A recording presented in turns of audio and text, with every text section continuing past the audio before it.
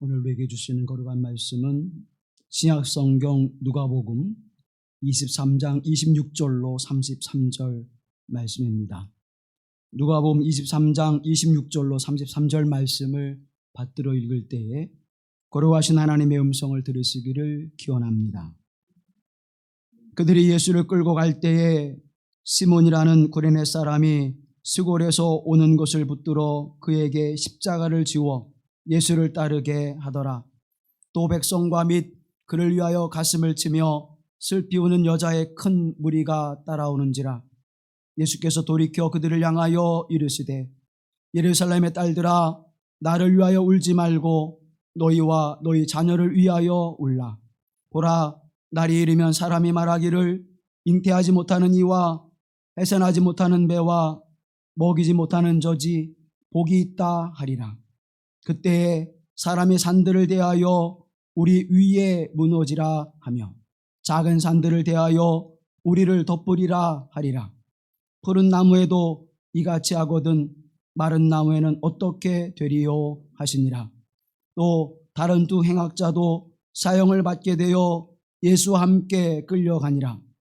해골이라는 곳에 이르러 거기서 예수를 십자가에 못 박고 두 행악자도 그렇게 하니 하나는 우편에 하나는 좌편에 있더라. 이는 하나님의 말씀입니다.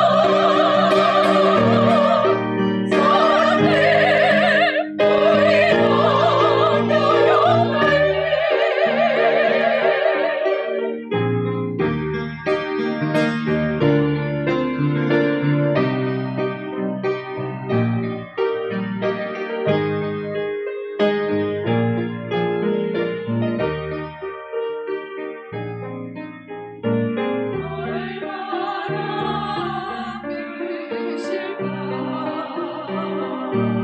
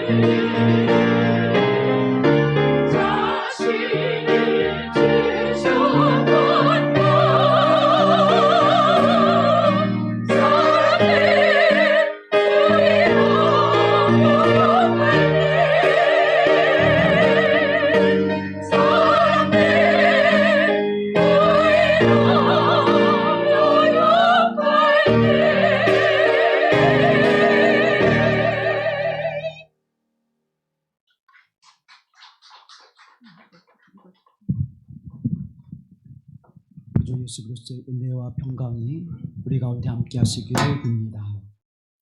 오늘은 예수님께서 33년의 지상생애의 마지막 고난의 주간을 시작하시는 종료 주일입니다. 예수님께서 고난을 받으시고 십자가에 죽임을 당하시는 이제 구원의 역사를 이루시는 그 정점의 시간에 와 있습니다.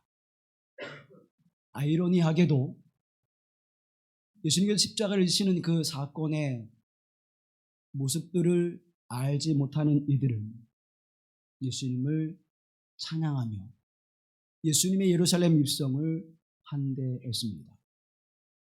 예수님과 함께 있었던 제들에게 예수님은 몇 차례에 걸쳐서 내가 예루살렘에 이르는 것은 고난을 받고 십자가에 죽임을 당해야 하나님의 뜻과 구원의 역사를 이루는 길이라고 하는 사실을 암시해주고 가르쳐 주었음에도 불구하고 제자들은 예수님이 오르시는 그 길을 바라보면서 많은 이들이 호산나 찬송하는 그 모습에 격앙돼 있고 흥분되어져 있었습니다.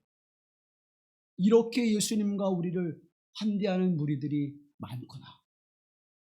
그러나 예수님께서는 그 어느 때보다도 차분한 모습으로 예루살렘을 향해서 오르셨습니다. 그리고 빌라도의 법정에 서시고 그곳에서 사형 확정이 나신 후에 십자가를 지시고 약 1.2km가 되어지는 골고다의 언덕길을 오르셨습니다. 로마의 형법에 의하면 두 가지의 사형제도를 가지고 있었습니다. 사람의 목을 잘라 처형하게 되어지는 참수형과 그리고 십자가형이었습니다.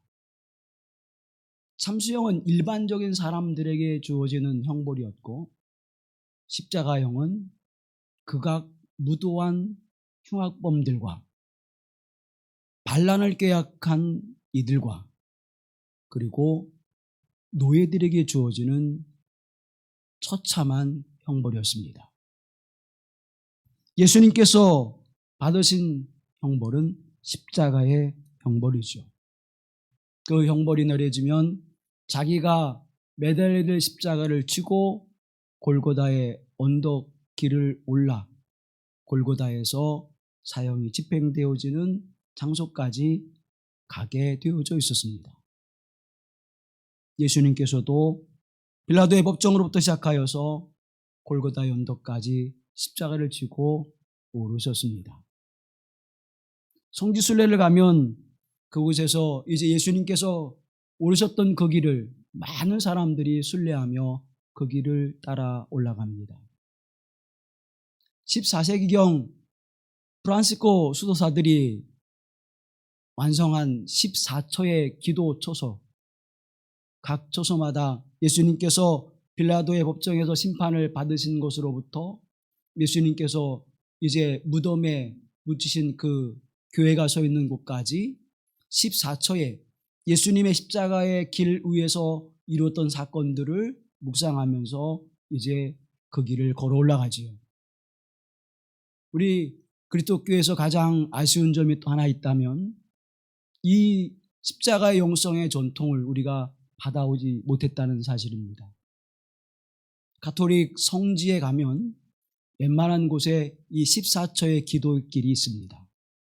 십자가의 길 14초 묵상하면서 그 길을 갈 수 있도록 되어져 있는 길이 있는데 우리 개신교회는 그런 것이 없지요.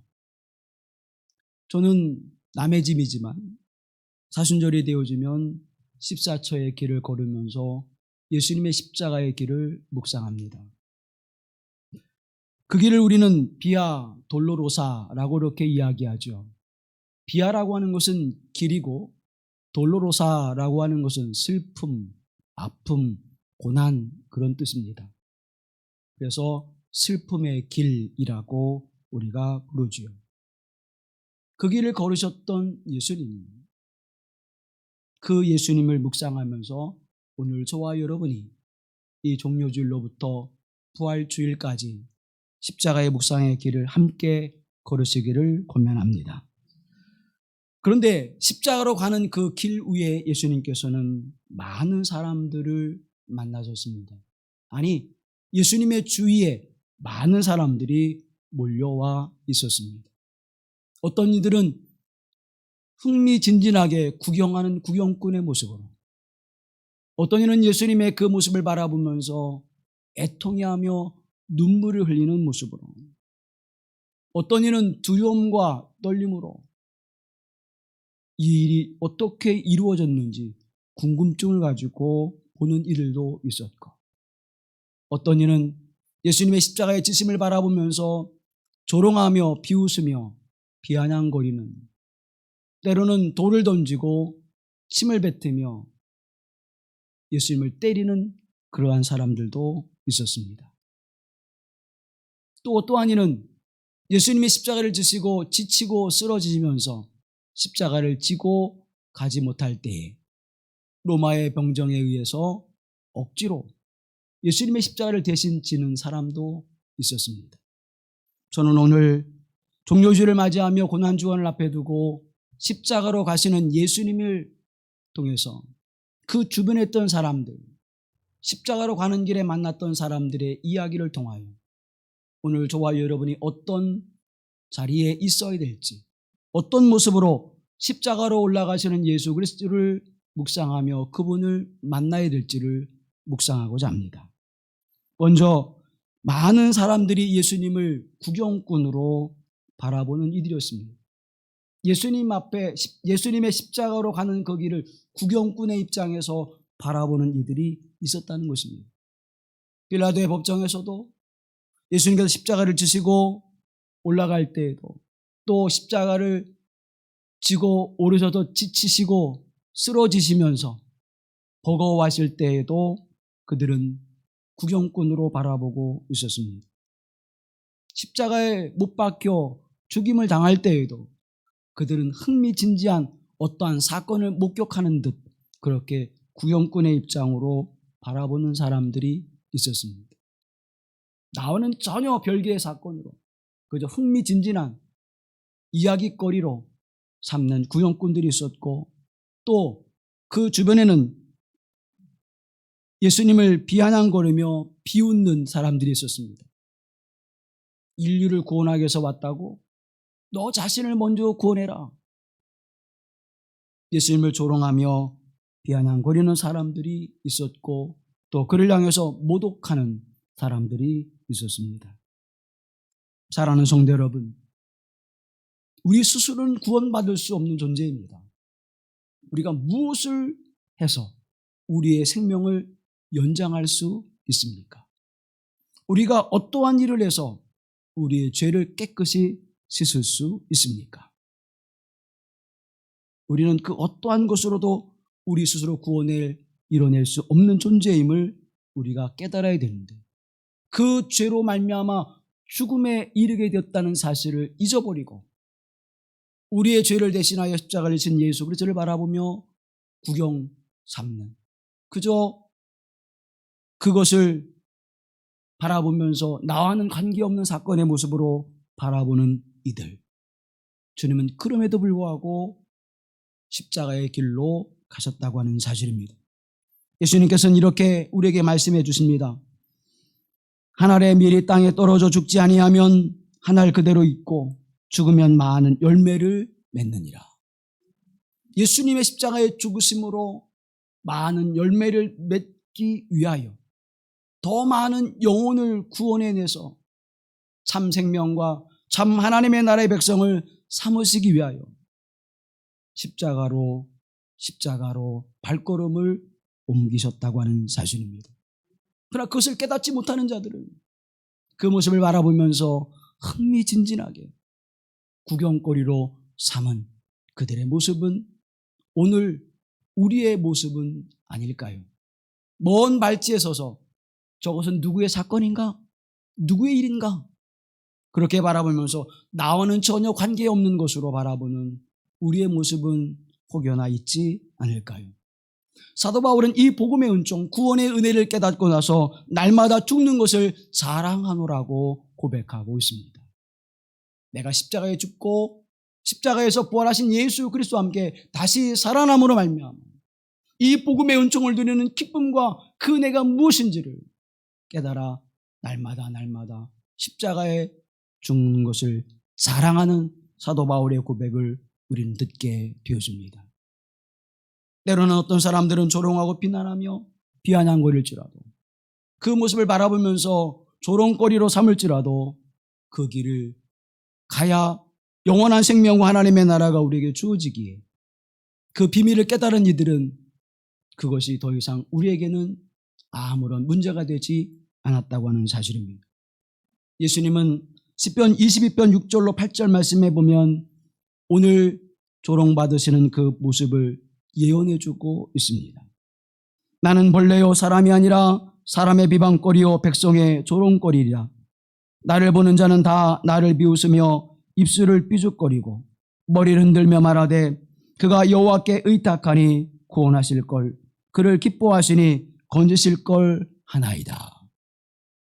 예수님께도 십자가로 가실 때에 이와 같은 비방과 조롱과 멸시를 당하시라고 하는 사실을 아셨음에도 불구하고 주님은 이 길을 묵묵히 견디고 가셨습니다. 그 까닭이 어디에 있을까요?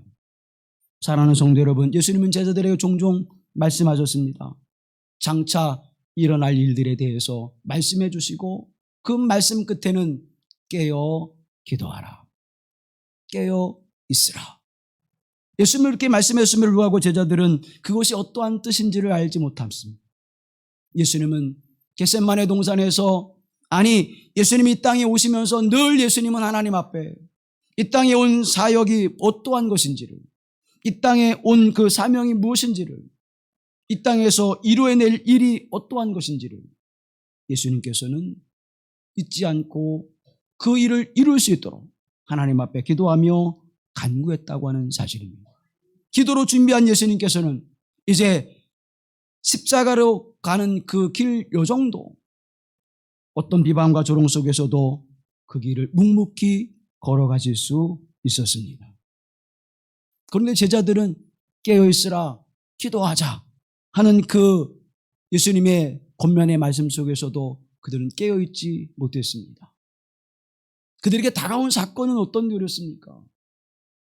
그들은 영적 무지를 통하여 종려주일에 예루살렘으로 올라가는 그 환영 인파 속에서 그들은 우쭐대기 시작합니다. 야, 이제 무엇인가 이루어지는구나.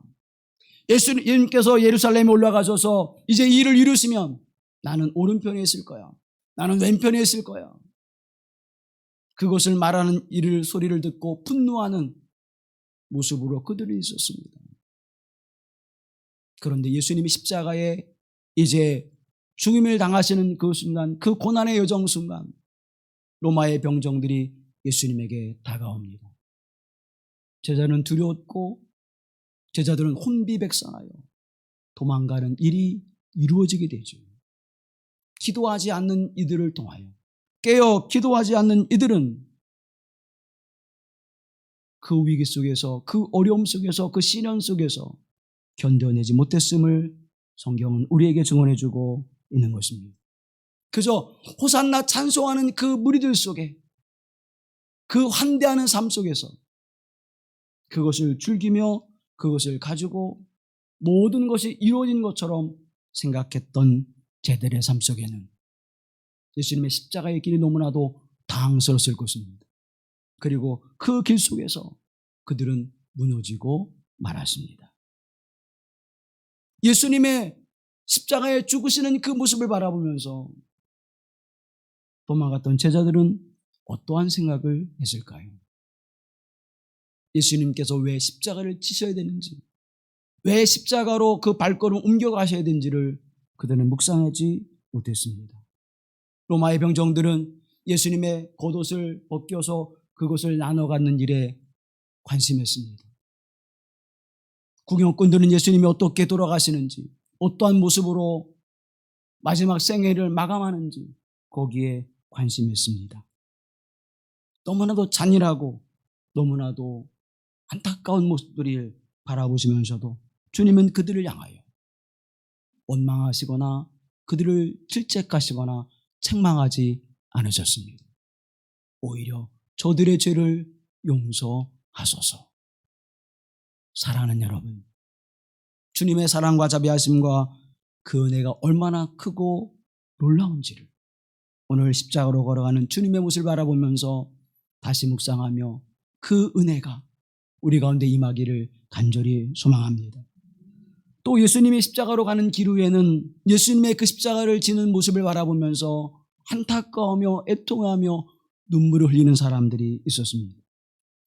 오늘 본문의 말씀 27절 말씀 보면 또 백성과 및 그를 위하여 가슴을 치며 슬피 우는 여자의 큰 무리가 따라오는지라. 예수님의 육의 어머니 마리아와 또 요한의 어머니 그리고 다른 마리아 그리고 많은 여인들이 예수님의 그 길을 바라보면서 너무나 슬피 울며 애통하는 모습으로 눈물을 훔치며 그곳을 함께 동행하고 있었습니다. 사랑하는 여러분, 그도 그럴 것이요. 내 이웃의 사람이, 내가 아는 사람이 그 고통을 당한다고 할 때 마음이 어떻겠습니까? 하물며 예수님과 함께 오랜 세월 동안 함께 있었던 그의 모친 마리아와 예수님을 지극정성으로 대접했었던 마리아, 그들의 모습 속에서는 예수님의 그 고통이 더 이상 받아들일 수 없는 아픔이었을 것입니다. 그런데 예수님께서 그들을 향해서 이렇게 말씀합니다. 나를 위하여 울지 말고 너와 너의 자녀를 위하여 울라. 사랑하는 여러분, 내가 왜 십자가로 가야만 하는지 그것을 안다면 너희가 나를 위해 울지 않고 너희를 위하여, 너희 자녀를 위해서 울게 될 것이다 라고 하는 말씀인 것입니다. 십자가는 예수님이 지셔야 될 것이 아니었습니다. 십자가의 죽음은 예수님의 것이 아니었습니다. 십자가의 길은, 십자가의 죽음은, 십자가를 지는 일은 오롯이 죄인의 몫이었다는 사실입니다. 그 죄인들이 누구입니까? 그 죄인들이 바로 예수님을 바라보는 이들이었다고 하는 사실이었습니다. 사랑하는 성도 여러분, 주님은 그들을 향해서 이렇게 말씀합니다. 그래도 예수님의 그 모습을 바라보면서 안타까워하는 그들을 향하여 나를 위하여 울지 말고 너를 위하여, 너희의 자녀를 위하여 울라고 말씀합니다. 오늘 우리에게 눈물을 주시옵소서. 십자가를 바라보며 눈물을 내게 주시옵소서. 사랑하는 성도 여러분, 어떤 눈물을 흘려야 됩니까? 우리는 하나님 앞에 죄인됨을 깨닫고 죄인임을 고백하는 눈물을 흘려야 합니다. 하나님의 거룩한 말씀 가운데로 나가 그 말씀대로 살지 못했던, 하나님 백성답게 살지 못했고 예수 그리스도의 제자답게 살지 못했고 거룩한 교회 공동체의 삶의 모습을 살아내지 못했음을 고백하며 주의 말씀을 내가 어겼나이다. 주의 말씀에 내가 불순종했나이다. 주의 말씀을 따라 믿음으로 내가 살아오지 못했습니다. 우리 자신을 바라보면서 우리는 하나님 앞에 통회하고 자복하는 눈물을 흘려야 합니다. 그런데 우리에게는 이미 눈물이 마른 지 오래되었습니다. 한국교회의 영성은 어디에 있습니까? 사랑하는 성도 여러분, 저는 눈물이 있다고 생각해요. 7, 80년대 부흥의 역사를 이뤘던 것은 하나님의 거룩한 성전에 엎드려서 자신의 죄를 하나님 앞에 뉘우치고 자신의 가정을 위하여 눈물을 흘리고 하나님의 거룩한 교회 공동체를 위하여 눈물을 흘렸던 그분들의 눈물이 오늘 한국교회를 이렇게 세워 놓았다고 생각합니다. 그러나 오늘 우리 교회 속에는 눈물이 있습니까? 부흥회를 할 때마다 또 새벽 예배를 드릴 때마다 하나님 앞에 예배를 드릴 때마다 기도회를 가질 때마다 많은 눈물을 흘린 분들을 저는 자주 봤습니다. 그러나 오늘 우리는 하나님의 말씀 앞에서 우리의 죄를 깨달으면서 우리의 죄를 뉘우치면서 우린 눈물을 흘리고 있습니까? 그저 머릿속으로 내가 잘못했구나. 내가 그렇게 하면 안 되지. 생각과 마음, 또 우리의 마음으로는, 우리의 생각으로는 수없이 뉘우치지만 우리의 삶이 돌이켜 하나님께로 나가는 말씀으로의 회개, 말씀으로 돌아가는 역사는 우리가 없었다고 하는 사실입니다.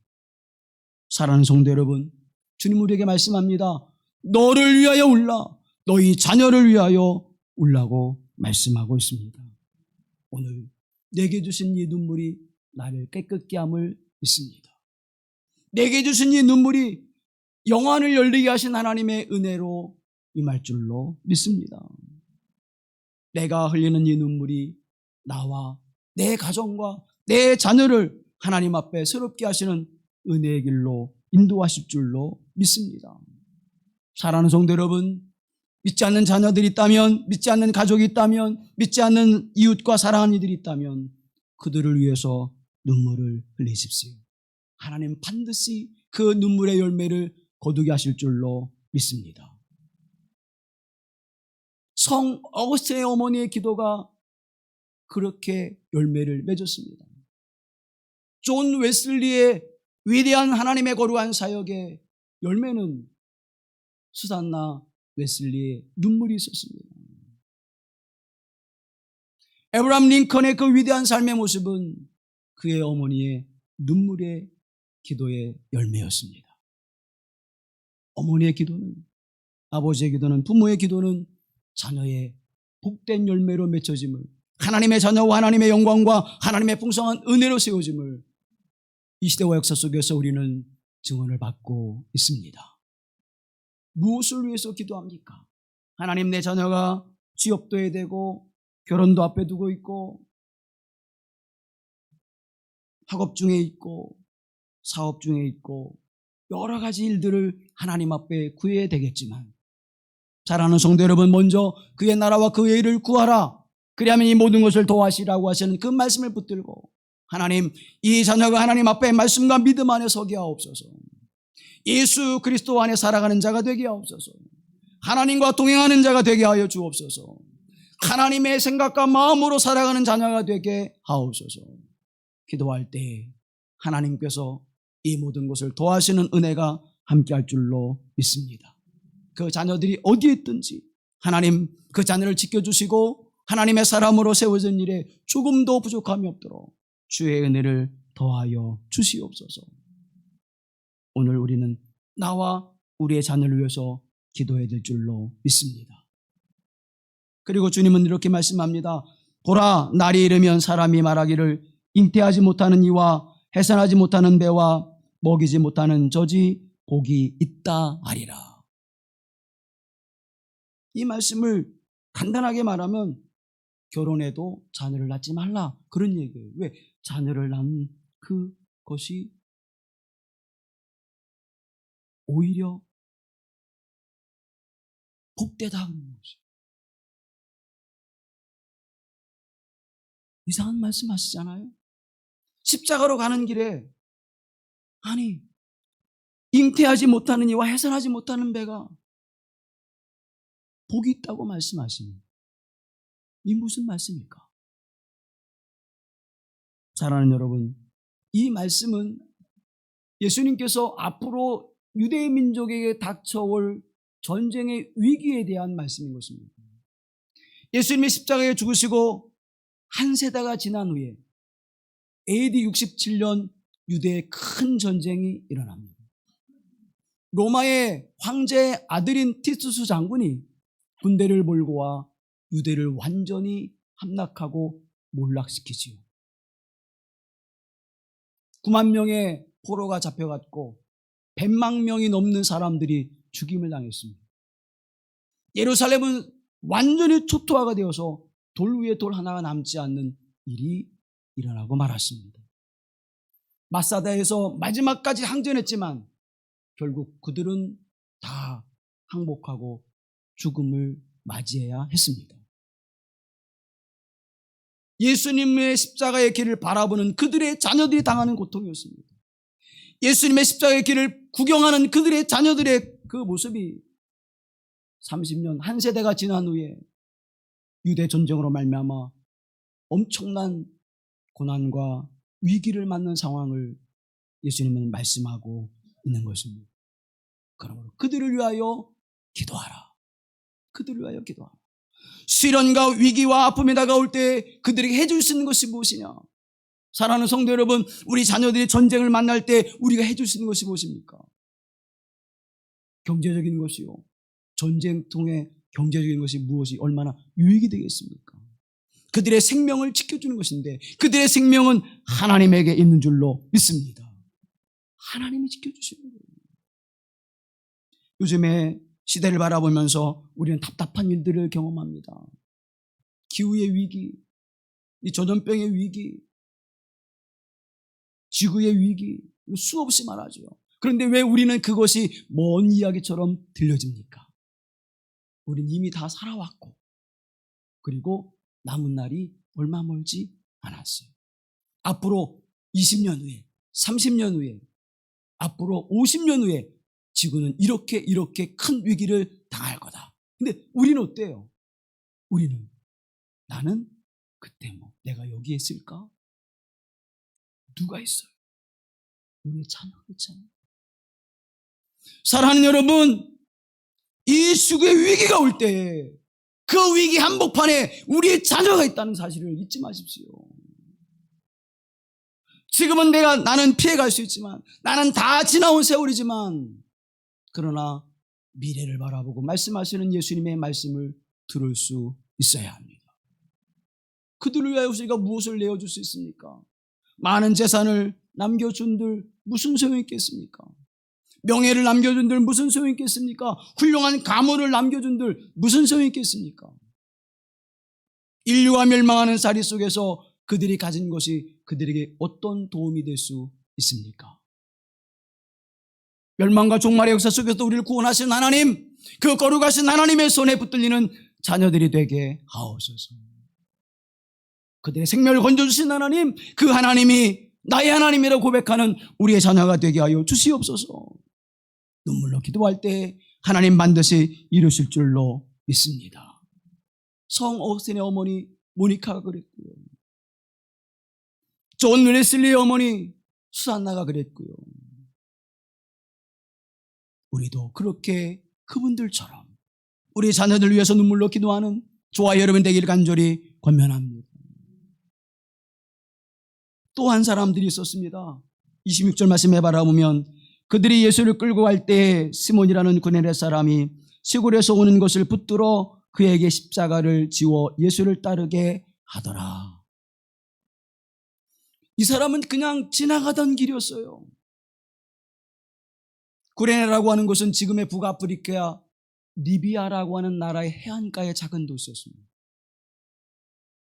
디아스포라라고 하는 유대인이었겠지요. 그래서 6월절 즈음에 이제 그곳에 순례하기 위해서 올라오는 길이었을 것입니다. 우연히 예수님께서 십자가를 치시는 그 장면을 목격하고 거기에 눈길이 멈춰 서 있는 순간에 로마의 병정의 눈빛과 함께 눈길이 마주칩니다. 여러분, 어떤 뭔가 길을 잘못 들었거나 뭔가 내게 어떤 말을 하려고 내게 다가올 때 눈을 마주치면 싸한 어떤 그런 걸 느끼는 그런 것들이 많이 있죠. 뭔가 싸한데? 그럼 틀림없이 뭐예요? 내게 좋은 것보다는 좋지 않은 것들이 다가오죠. 로마 병정의 눈길과 구레네 시몬의 눈길이 마주치는 순간 구레네 시몬에게는 뭔가 싸한 느낌 들었습니다. 아니나 다를까 예수님이 지쳐 쓰러져 십자가를 지고 더 이상 나가지 못하니까 구레네 시몬을 불러내어서 그 십자가를 대신 지게 했습니다. 사랑하는 여러분, 이게 무슨 일입니까? 우연히 그 사건을 목격하고 바라보던 구레네 사람 시몬에게 피하고 싶은 일이 생기고 말았습니다. 우리가 예전에 학교에서 공부할 때 선생님이 뭘 시키려고 이렇게 쭉 돌아보면 어때요? 우리 다 머리를. 그죠? 나 시킬까봐. 눈 마주치면 시킬까봐. 오늘 날짜가 무슨 날짜지? 뭐 그렇게 생각하던 때가 우리 있잖아요. 그런데 딱 누구예요? 구레네 사람 시몬이 딱 걸린 거예요. 당시의 로마 병정은 죄인이 십자가를 지고 가다 그것을 못 지면 그 사람들 가운데 어떤 사람도 한 사람을 불러내어 그것을 대신 지게 할 수 있는 권한이 있었습니다. 그 권한을 구레네 사람 시몬에게 쓴 거예요. 운이 없어도 이렇게 운이 없을까? 마태복음 21장 말씀을 바라보면 이렇게 성경은 증언하고 있습니다. 나가다가 시몬이란 구레네 사람을 만나매 그에게 예수의 십자가를 억지로 지워 가게 하였더라. 억지로 지워 가게 하였더라. 이게 무슨 짐이야? 나는 예루살렘에 순례하기 위해서 왔는데 죄인의 십자가를 지고 내가 가야 된다니. 사랑하는 성도 여러분, 부당하다고 그는 항변하지 않았습니다. 왜 나여야만 하냐고 말하지 않았습니다. 물론 로마 병정에 권한이 있겠지요. 권위가 있었겠지요. 그러나 구레네 사람 시몬은 거기에 대해서 불평하거나 부당하다고 생각하거나 회피하지 않았습니다. 왜 이렇게 자신 있게 제가 말씀을 드리는가 하면 그 후에 이 행적을 보면 그것이 명확하게 드러납니다. 사랑하는 여러분, 우리는 어때요? 교회에 와서 하나님의 사역을 이룰 때 이게 왜 내 짐으로 지워졌지? 내가 왜 이 부서를 맡아서 이 짐을 지고 있지? 우리 그럴 때가 많이 있잖아요. 내가 하필 왜 속장을 맡아서 또 이 어려운 때에 이 직분을 맡아서 내가 이 어려움을 당하고 있지? 여러분, 우리 수없는 생각들을 하죠. 교회에서뿐만 아니라 세상 속에서도 마찬가지입니다. 내가 하필 왜 이 회사에 이 어려운 때 이 회사에 입사해가지고 이 어려움을 당하고 있지? 예전에 들었을 때에는 사원복지가 너무나 좋은 곳이었는데 내가 막상 들어가니까 회사가 어려워져서 더 힘들어지는. 왜 하필 내가 있을 때 그랬지?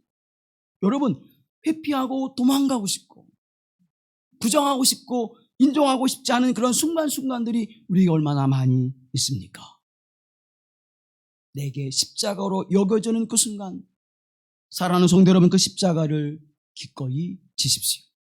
아니, 억지로라도 지십시오. 왜 그래야 되는지 제가 이유를 말씀드립니다. 마가복음 15장에 보면 마침 알렉산더와 루포의 아버지인 구레네 사람 시몬이 시골로부터 와서 지나가는데 그들이 그를 억지로 가게 하여 예수의 십자가를 지우고 그래요. 구레네 사람 시몬이 누구냐?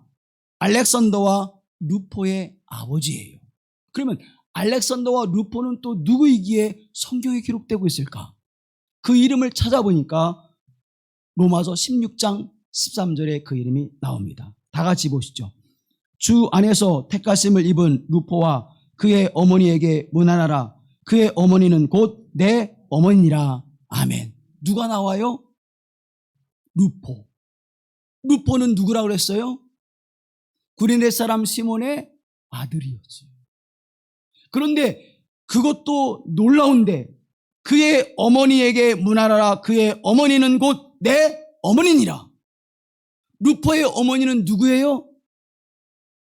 구레네 사람 시몬의 아내지요. 아직도 머리가 정리가 안 되신 분 있나요? 구레네 사람 시몬의 두 아들이 있었는데 알렉산더와 루포예요. 근데 그 루포는 주 안에서 택하심을 입은 루포였고 그의 어머니는 위대한 사도 바울의 영적 어머니라고 불려지는 사람이었습니다.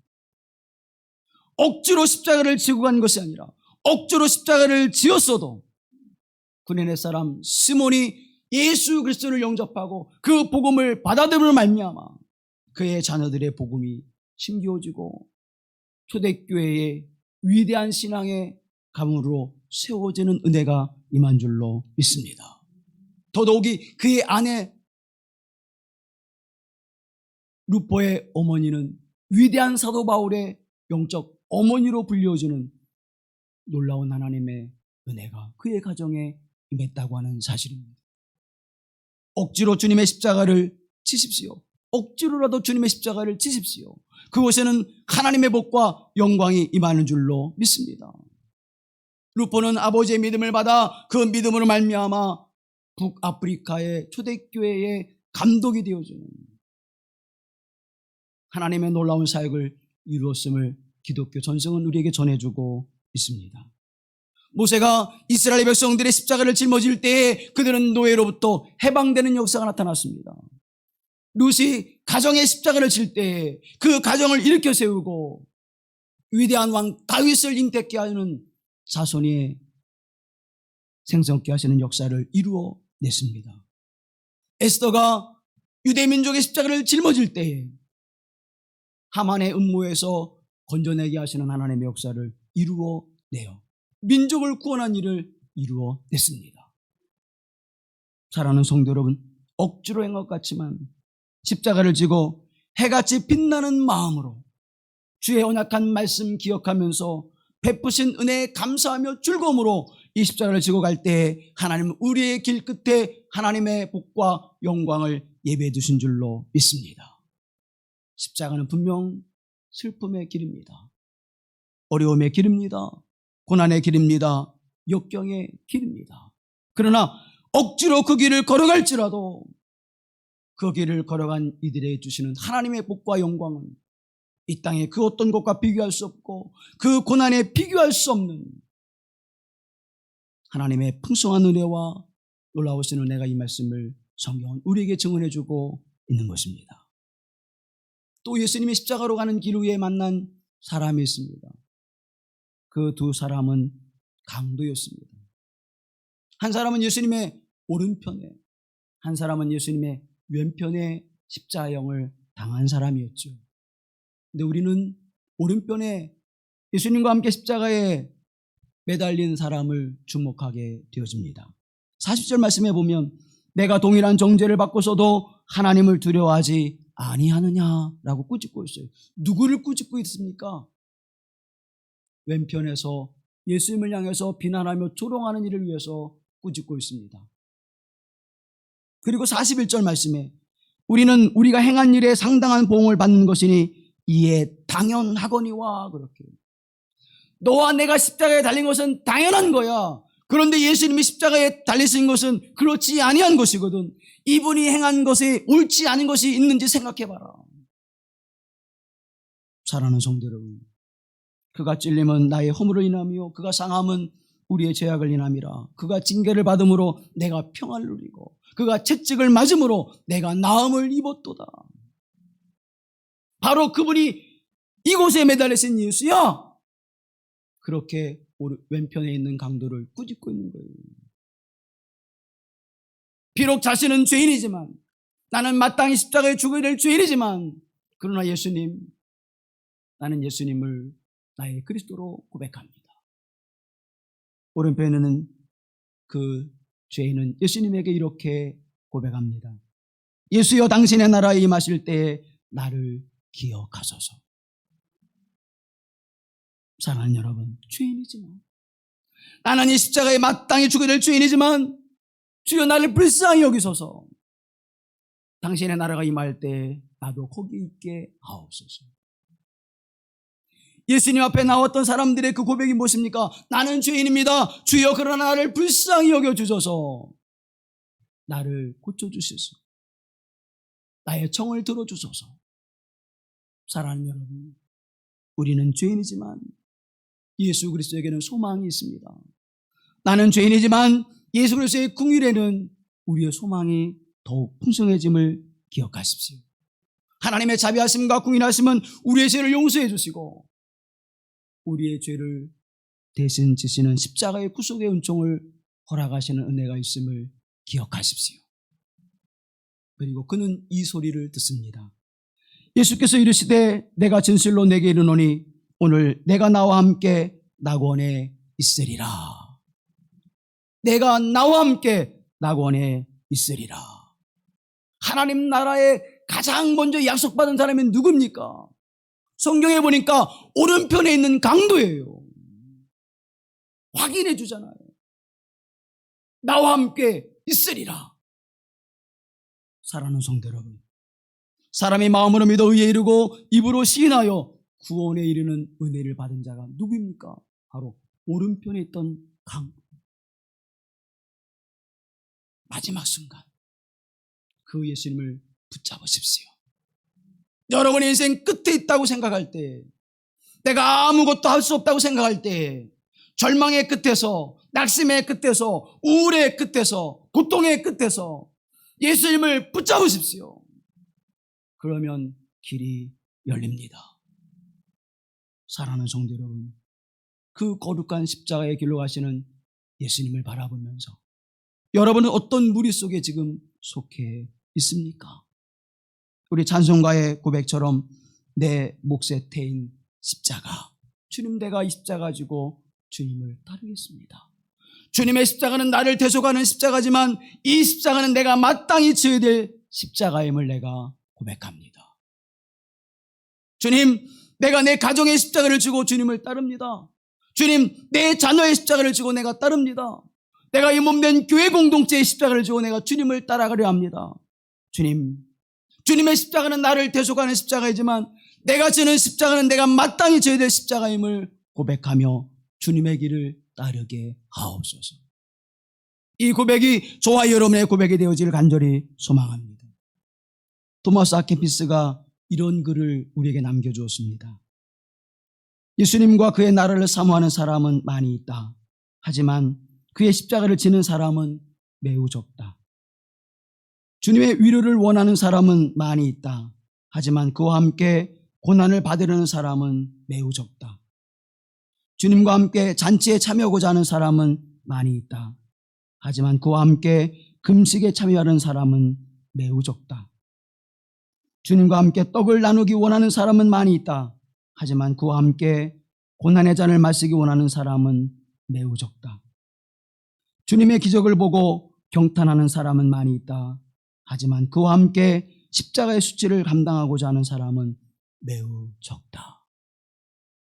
오늘 토마스 아퀴나스의 이 말이 우리에게 울려서 주님, 내가 십자가를 지고 주님을 따르게 하옵소서. 이 길마루 공동체의 일원이 되어서 십자가를 지고 주님을 따르는 기쁨이 내 안에 충만하게 하옵소서. 구레네 사람 시몬과 같이 억지로 내가 교회의 십자가, 가정의 십자가, 내 인생의 십자가를 진다고 할지라도 하나님, 내가 이 길 끝에 하나님께서 복과 영광의 길로 인도하실 줄로 믿습니다. 고백하며 이 고난주간을 지나는 사랑하는 여러분 되길 간절히 소망합니다. 그리고 하나님의 십자가의 복과 은총을 누리십시오. 십자가는 생명입니다. 십자가는 영광입니다. 십자가는 부활입니다. 십자가는 우리의 죄를 속해 주시는 하나님의 사랑입니다. 이 은혜가 여러분에게 함께 하시길 간절히 기원합니다. 자비로우신 아버지 하나님, 십자가로 하는 길에 여러 사람들이 있었습니다.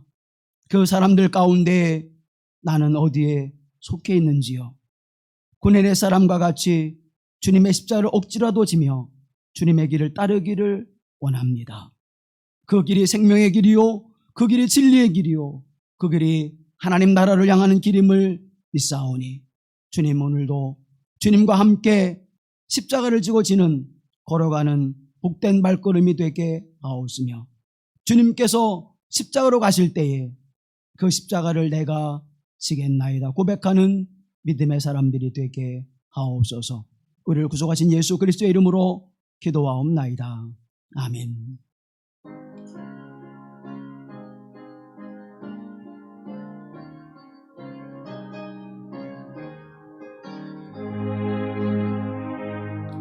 마음의 슬픔이 가득할 때 주가 위로해 주시리라. 아침에같이 빛나는 마음으로 너 십자가 지고 가라.